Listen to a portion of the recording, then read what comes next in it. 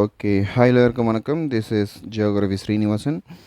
இன்றைக்கி நம்ம 10th social புக்கில் ஜியோகிராஃபியில் நம்ம என்ன பர்டிகுலரான ஒரு டாபிக் பற்றி பார்க்க போகிறோம் அப்படின்னு பார்த்தீங்கன்னா, இந்தியாஸ் ஸ்டாண்டர்ட் டைம். சரிங்களா? சுருக்கமாக இதை நம்ம ஐஎஸ்டி அப்படின்னு சொல்லுவோம். இந்த வீடியோ பார்த்தீங்கன்னா, நீங்கள் 10th ஸ்டாண்டர்ட் படிக்கிறீங்க, அடுத்து நீங்கள் ஒரு எக்ஸாம் எழுத போகிறீங்க, நீங்கள் ஒரு குரூப் 4 எக்ஸாம் எழுத போகிறீங்க, பிசிஎஸ்ஐ, ஃபாரஸ்ட், டெட், டிஆர்பி எது வேணாலும் இருக்கலாம். பட் இருந்தாலும் இந்த பேசிக் கான்செப்ட் நீங்கள் புரிஞ்சுக்கிட்டீங்க அப்படின்னா கண்டிப்பாக யாருக்காவது உபயோகமாக உங்களுக்கு ஒரு சதவிகிதம் ஒரு மார்க் வந்து கிடச்சிரும். ஓகேங்களா?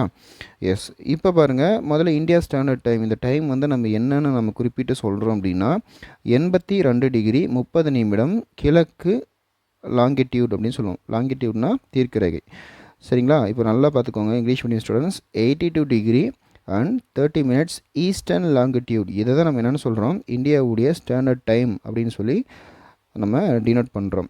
இந்த லாங்கிடியூட் லைன் அப்படின்றது எங்கே இருக்குது? 82வது லைன். இந்த லைன் எர்த்துடைய எந்த சிட்டி வழியாக, எந்த இந்தியாவுடைய சிட்டி வழியாக போகுதுன்னு பார்த்தீங்கன்னா, அலகாபாத்தில் மிர்சாப்பூர் வழியாக போகுது. இந்த அலகாபாத் எங்கே இருக்குன்னா உத்தரப்பிரதேசத்தில் இருக்குது. ஓகேங்களா? ஸோ நல்லா பாருங்கள், இந்த அலகாபாத்தில் மிர்சாப்பூர் வழியாக போகக்கூடிய இந்த லைனை தான் நம்ம என்ன சொல்கிறோன்னா இந்தியாவுடைய ஸ்டாண்டர்ட் டைம். அதுதான் 82 degree 30 minutes eastern longitude. Okay, இந்த லாங்கிடியூட்னா என்ன அப்படின்னு புரிஞ்சுக்கணும் அப்படின்னா, ஃபர்ஸ்ட் ஆஃப் ஆல் நீங்கள் லாங்கிடியூடு பற்றின பேசிக் இன்ஃபர்மேஷன் தெரிஞ்சதான் இந்த லாங்கிடியூடில் எத்தனாவது லைன் நம்மளுடைய ஐஎஸ்டியாக போகுது அப்படின்றது உங்களுக்கு புரியும். இப்போ பாருங்கள், லெஃப்ட் சைடில் நான் கொடுத்துருக்கேன். இந்த ஓரத்துக்கு மேலே எல்லாம் ஒரு இமேஜினரி லைன்ஸாக நான் போட்டிருக்கேன் இல்லைங்களா? இது வந்து நம்ம என்ன சொல்கிறோம்னா கற்பனை கோடுகள். அது என்ன கோடுகள் அப்படின்னு பார்த்தீங்கன்னா, எல்லாமே வெர்டிகலாக இருக்குது இல்லையா? அந்த வெர்டிகலாக இருந்தது அப்படின்னா அது என்னென்னு சொல்லுவோம், லாங்கிடியூட்ஸ் அப்படின்னு சொல்லுவோம். லாங்கிடியூட்ஸ் மொத்தம் பார்த்தீங்கன்னா நம்ம எர்த்துடைய சர்ஃபேஸில் இமேஜினரியாக 360 லாங்கிடியூட்ஸ் வந்து நம்ம இமேஜினரியாக வரைஞ்சி வச்சுருக்கோம். எதுக்காக? நம்மளுடைய கன்வீனியன்ட்டுக்காக.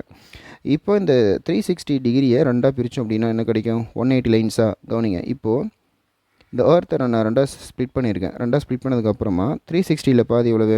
180. 180 லாங்கிடியூட்ஸ். ஸோ இது வந்து நம்ம என்ன சொல்கிறோம், ஈஸ்டர்ன் சைடில் இருந்தது அப்படின்னா ஈஸ்டர்ன் லாங்கிடியூட். இந்த ஹெமிஸ்பியர் என்னதுங்க? ஈஸ்டர்ன் ஹெமிஸ்பியரா? ஈஸ்ட் சைடில் இருக்கு இல்லையா? ஆமாம். அப்போது ஈஸ்டர்ன் ஹெமிஸ்பியரில் இருக்கிறது எல்லாமே ஈஸ்டர்ன் லாங்கிடியூட் அப்படின்னு சொல்லியும் இதில் மொத்தம் 180 கோடுகள் இருக்குது.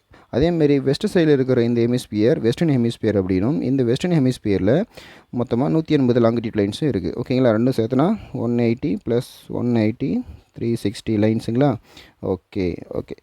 இப்போது 360 லைன்ஸில் ஸ்டார்டிங் ஃப்ரம் 0 பாருங்கள். இந்த 0 அப்படின்றது தான் இந்த சென்ட்ரல் மெரிடியன் டைம் அப்படின்னு சொல்லுவோம். சென்ட்ரல் மெரிடியன் டைம் இது வந்து எங்கே இருக்குதுன்னு பார்த்தீங்கன்னா லண்டனில் கிரீன்விச்சில் இருக்குது. இதுக்கு வந்து இன்னொரு பேர் இருக்குது, கிரீன்விச் மீன் டைம் அப்படின்னு சொல்லுவோம். Starting from 0 this line only split our earth surface as 2 equal parts.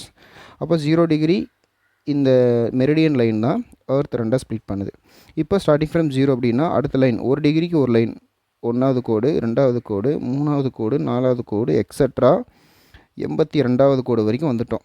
82.30 கோடு, 30வது கோடு வந்துட்டோம் அப்படின்னா ஒரு லைன் அப்படியே இந்தியாவில் அலகாபாத்லேயே போகுது.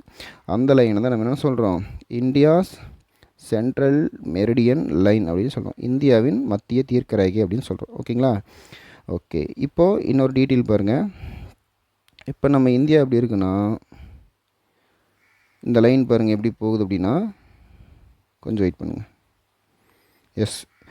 இப்போ இந்தியா மேலே லெஃப்ட் சைடில் பாருங்கள், இங்கே ஒரு லைன், இங்கே ஒரு லைன். நம்ம இந்தியா லொக்கேஷன் அதை பற்றி பார்க்கும்போது நான் சொல்லியிருப்பேன். இந்த லைன் பார்த்திங்கன்னா குஜராத்தில் 68th degree of longitude line ஒன்று, ஈஸ்ட் சைடில் அருணாச்சல் பிரதேஷ்கிட்ட 97th டிகிரி லாங்கிடியூட் லைன் வந்து கிராஸ் பண்ணி போகும். ரெண்டுக்கும் இடைப்பட்ட டிஸ்டன்ஸ் எத்தனை கோடுகள் இருக்கும்? 29 லைன்ஸ் இருக்கும். உங்களுக்கு சந்தேகமாக இருந்தது அப்படின்னா இந்த 68லேருந்து -97 மைனஸ் பண்ணி பாருங்கள், 29 கிடைக்கும். ஓகேங்களா? ஓகே. இப்போ ரெண்டுக்கு இடைப்பட்ட கோடுகள் பார்த்திங்கன்னா 29 லைன்ஸ் வந்து இந்தியாவுக்கு நடுவில் கிராஸ் ஓவர் ஆகிட்டுருக்கு. இப்போ 29 ரெண்டாக பிரித்தோம் அப்படின்னா நமக்கு என்ன கிடைக்கும்? 14.5 கிடைக்கும். 14.5 கிடைக்கும். இப்போ இந்த 14.5ன்றதை இந்த 68 கூட ஆட் பண்ணிங்கன்னா 14.5 என்ன கிடைக்கும்? 82.5 டிகிரி கிடைக்கும். ஸோ இப்போ நமக்கு 82வது லைன் எங்கே இருக்குது? 68, 69, 70, 71 எக்ஸட்ரா 80, 81, 82.5 இந்த கோடு அப்படியே பார்த்திங்கன்னா அலகாபாத் வழியாக போகுது. ஓகேங்களா? 1 செகண்ட். இப்போ பாருங்கள், இந்த லைனில் தான் உத்தரப்பிரதேஷ் இருக்குது. இங்கே மிர்சாப்பூர், அங்கே அப்படியே கிராஸ் பண்ணி போகுது. கிட்டத்தட்ட ஒரு 5 ஸ்டேட் வழியாக கிராஸ் ஓவர் ஆகுது. இப்படி தான் நமக்கு இந்தியாவுக்கு ஸ்டாண்டர்ட் டைம் ப்ரொவைட் பண்ணியிருக்காங்க. ஸோ இதிலேருந்து கண்டிப்பாக உங்களுக்கு கொஷின் கேட்க வாய்ப்பு இருக்குது. இன்னொரு ஆங்கிள் தான் உங்களுக்கு எப்படி கொஷின் கேட்கலாம் அப்படின்னு பார்த்தீங்கன்னா பார்த்துக்கோங்க. இப்போது எர்த்தில் 1 டிகிரிக்கு 1 கோடு இல்லையா? எஸ், 1 டிகிரிக்கு 1 கோடு அப்படின்னா இந்த சன்லைட் வந்து நம்ம எர்த்தில் இருக்கக்கூடிய இந்த இமேஜினரி லைனை ஒரு லைனை கிராஸ் பண்ணி அடுத்த லைனுக்கு இந்த சன்லைட் போகணும் அப்படின்னா how much time it will take அப்படின்னு பார்த்தீங்கன்னா 4 மினிட்ஸ். 4 மினிட்ஸ் ஒன்லி, 4 நிமிஷம் எடுத்துக்குது. ஓகேங்களா?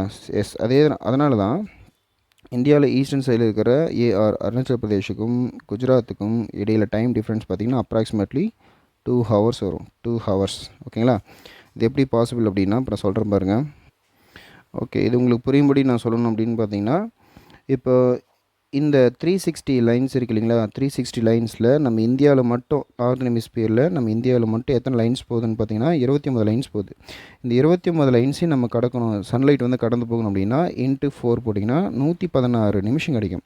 இந்த 116 நிமிஷத்தை நம்ம 60 டிவைட் பண்ணோம் அப்படின்னா 1.93 கிடைக்கும். அப்ராக்சிமேட்லி இது வந்து பார்த்திங்கன்னா 2 ஹவர்ஸ் டிஃப்ரென்ஸ் வரும். அதாவது ஈஸ்டர்ன் சைட் ஆஃப் அருணாச்சல் பிரதேஷ்லேருந்து சன்லைட் அப்படியே ஒவ்வொரு கோடாக அப்படியே கிராஸ் பண்ணி இங்கே குஜராத்துக்கு வரதுக்கு எத்தனை மணி நேரம் எடுத்துக்குது? அப்ராக்சிமேட்லி 2 ஹவர்ஸ் எடுத்துக்குது. வந்துருச்சிங்களா? ஓகே, இப்போது இது ஓகே. இப்போது நம்மளுடைய இந்தியன் ஸ்டாண்டர்ட் டைம் வந்து compare then Greenwich mean time, அதாவது லண்டனில் இருக்கக்கூடிய கிரீன்விச் மீன் டைமோடு பார்க்கும்போது நம்ம எவ்வளோ லைன்ஸ் வந்து ஃபார்வர்டாக இருக்கிறோம் அப்படின்னு பார்த்தீங்கன்னா 82.5, அதாவது 82.30 டிகிரி லைன்ஸ் வந்து நம்ம ஃபார்வர்டாக இருக்கிறோம். அவங்களோட நம்ம கம்பேர் பண்ணி பார்க்கும்போது அவங்களுக்கு நம்மளுக்கு என்ன டைம் டிஃப்ரென்ஸ் அப்படின்னு பார்த்தீங்கன்னா கிட்டத்தட்ட ஒரு 5.30 ஹவர்ஸ் வந்து நம்ம ஃபார்வர்டாக இருக்கிறோம். ஃபார்வர்ட் மீன்ஸ் நம்ம அவங்களுக்கு முன்னாடி நமக்கு பொழுது விடிஞ்சிடும். ஓகேங்களா? இது எப்படி சிம்பிளாக சொல்லலாம் பாருங்கள். Compare then Greenwich mean time versus India standard time 82.5 degree lines இருக்கு இல்லையா? இதை வந்து 4ஆல் மல்டிபிள் பண்ணோம் அப்படின்னா 330 மினிட்ஸ் கிடைக்குது. இந்த 330 மினிட்ஸை 330 டிவைடட் பை 60 நம்ம கன்வெர்ட் பண்ணோம் அப்படின்னா 5.5 கிடைக்குது. இதுதான் லண்டனில் உள்ள இருக்கக்கூடிய கிரீன்விச் மீன் டைமுக்கும் இந்தியாவுடைய ஸ்டாண்டர்ட் டைமுக்கும் நமக்கு இருக்கக்கூடிய டிஃப்ரென்ஸ். ஓகேங்களா? இது உங்களுக்கு புரிஞ்சிருக்கும். ஓகே ஸ்டூடெண்ட்ஸ், பார்த்தது உங்களுக்கு நல்லாவே யூஸ்ஃபுல்லாக இருந்திருக்கு நினைக்கிறேன்.